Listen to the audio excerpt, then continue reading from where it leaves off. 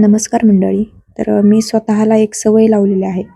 ती म्हणजे new customer असेल तर त्याचा अगोदर साधा ब्लाऊज स्टिच करून द्यायचा आणि तो जर परफेक्ट बसला कस्टमरला आणि आवडला तरच मग साडींवरील आणि दुसरे ब्लाऊज घ्यायचे स्टिचिंगसाठी.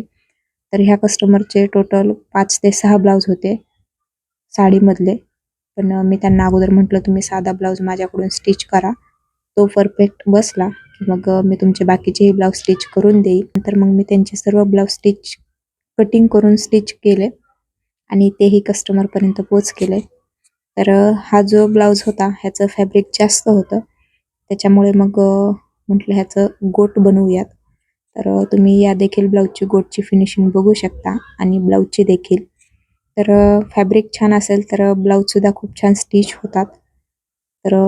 हा देखील ब्लाऊज मी रेडी करून कस्टमरला दिलेला आहे.